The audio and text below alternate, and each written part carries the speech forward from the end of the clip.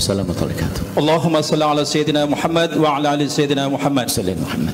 Buya, izin bertanya, kan sekarang sedang ramai bela Palestina, bahkan di sosial media banyak netizen Indonesia yang menyerang kolom komentar akun sosial media IDF atau tentara Israel dengan hujatan, caci maki, bahkan dengan doa yang jelek. Bahkan ada yang sampai meneror keluarganya. Mereka juga menyebutnya sebagai julid fi sabilillah. Hal tersebut ternyata berhasil melemahkan mental tentara Israel. Yang ingin saya tanyakan, bagaimana hukumnya dengan komentar dan doa jelek di sosial media seperti itu? Apakah diperbolehkan karena Zionis musuh Islam dan diharapkan bisa membantu Palestina dengan menjatuhkan mental tentara Israel melalui sosial media? Atau kita tetap tidak boleh menghujat musuh Islam? Mohon pencerahannya Buya, syukron. Yang pertama adalah, jika ada orang berbuat zalim yang sangat berlebihan, kita boleh mendoakan dengan doa, dengan keyakinan bahwasanya mereka memang melakukan kezaliman. Nah, sama ini kan sudah sangat jelas. Tentunya doa kita harus spesial, doakan orang-orang Israel yang zalim itu. Dan begitu, yang nggak zalim nggak masuk dalam doa ini. Yang berbuat zalim ya Allah hancurkan sah. Adapun masalah mencaci, itu beda dengan menjelaskan tentang kejahatan seseorang. Syaitan itu tidak, kalau kita ingin mengusir syaitan, kita tidak ajarkan mencaci syaitan, dasar kau syaitan, nggak ada begitu. Tapi kita mengucapkan na'udzubillahi minasyaitonirrajim, berlindung kepada Allah. Jadi kalau kita ingin mencaci, kita tanya faedahnya apa mencaci. Kalau menjelaskan tentang kejahatannya, itu sudah menjadikan mental mereka runtuh tuh karena sadar bahasanya dia jahat, dan akan membuka mata orang-orang yang selama ini tertipu bahasanya ini jahat. Akan tetapi kalau kita hanya mengandalkan cacian, mungkin sebagian orang sudah tidak tertarik dengan cacian kita, sehingga tidak terlalu peduli, tidak ingin tahu yang sesungguhnya. Karena apa? Kita sudah mulai mencaci dan mengolok. Tapi menjelaskan tentang kejahatannya penting.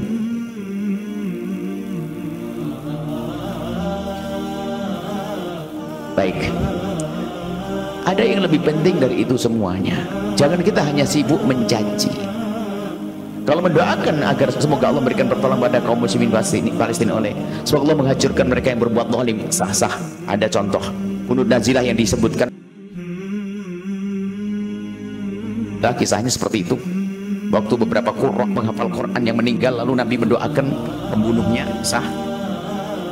Akan tapi kalau Anda akan mencaci, sejauh mana efek kebaikan yang akan kembali kepada Islam itu sendiri? Kalau menjelaskan kejahatan, nah ini zamannya media, cukup Anda jelaskan bahwasanya kejahatan Israel terjadi sekarang begini, semoga Allah memberikan pertolongan kepada kaum muslimin dan sebagainya. Itu tersentuh hati orang yang mendengar. Jadi ini pilihan yang paling penting. Adapun mencaci, apa mereka tuh apakah peduli dengan cacian? Mereka tidak peduli dengan cacian.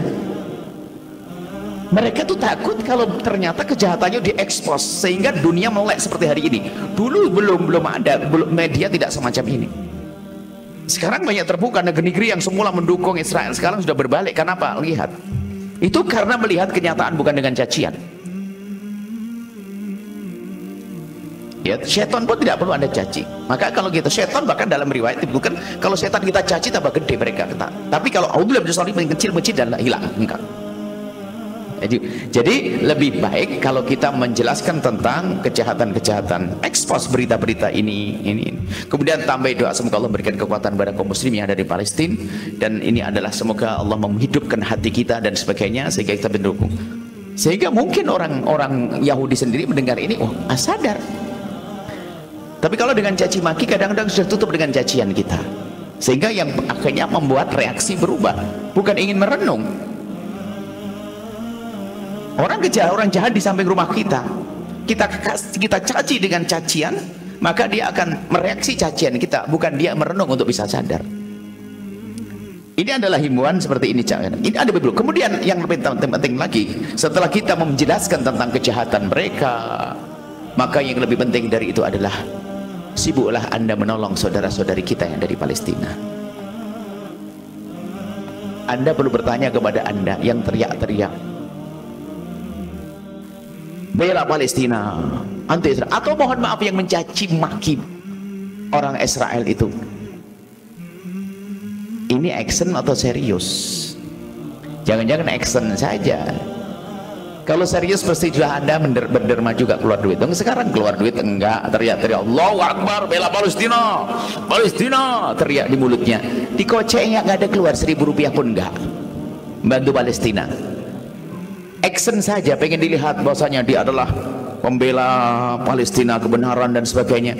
Bukan itu, hai hamba Allah. Jadi apa yang perlu kita lakukan saat ini?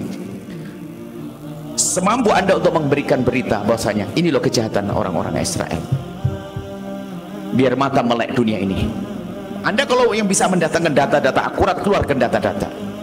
Bahkan dengan cara yang indah sehingga orang di luar Islam sana tidak tertutup dengan cacian Anda, akan tapi melihat dengan berita akurat. Coba kalau ada orang yang tampak selama ini dengan akhlak yang baik dan sebagainya, kemudian memberitakan tentang sebuah berita, orang langsung siapapun akan mendengar, oh dari dia. Kemudian setelah itu Anda harus pikir, sudahkah Anda membantu Palestina? Panjatan doa Anda, apakah setiap sholat Anda sudah mengangkat tangan waktu di rakaat terakhir, rukuk terakhir dengan kunut nazilah? Atau Anda di tengah malam mendoakan mereka? Kemudian sudahkah Anda motong sebagian dari rezeki Anda? Itu madhab kita. Yang kedua, kami aneh untuk mencaci maki tidak menggugah hati.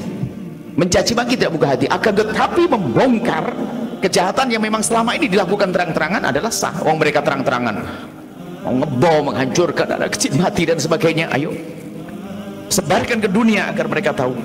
Tapi untuk mencaci adalah tidak menggugah hati.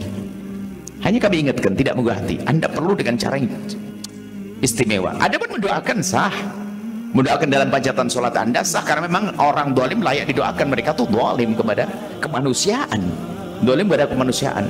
Baik ini, jadi mendoakan oke, karena memang mereka dolimnya sudah luar biasa. Yang kedua, Anda jelaskan tentang itu saja, tentang kejahatan-kejahatan mereka, keburukan-keburukan mereka, agar dunia ini melek mata mereka, mata kepala dan mata hati mereka.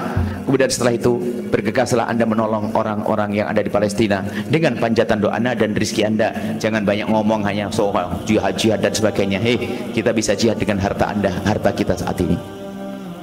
Palestina perlu bantu, hidupkan hati Anda, bukan hanya teriak-teriak, akan tapi perlu ketulusan. Tadi pagi ada yang bertanya, apa yang hendaknya kita lakukan gini-gini. Saya tanya, Anda sudah infak atau belum? Anda sudah sedekah belum? Jangan hanya teriak-teriak saja. Tapi tadi pagi orang baik yang bertanya, hanya saya guyon nih bahasanya, sudah. Dan kami yakin dia sudah berderma. Jangan banyak ngomong, derma penting, tolong mereka. Lalu jangan bicara nanti nyampe enggak, bukan permasalahan itu. Permasalahannya keluarkan kecuekan Anda dari hati Anda, itu saja. Anda harus peduli dengan mereka, selesai. Itu saja. Semoga Allah memberikan pertolongan kepada saudara-saudara kita di Palestina. Semoga Allah menjadikan kita pejuang-pejuang dengan panjatan doa kita, dengan harta kita, biarpun kita belum bisa perang ke sana. Dan semoga Allah menghidupkan hati kita, tidak menjadikan hati kita mati yang tidak peduli dengan saudara-saudari kita. Wallahu a'lam bishawab.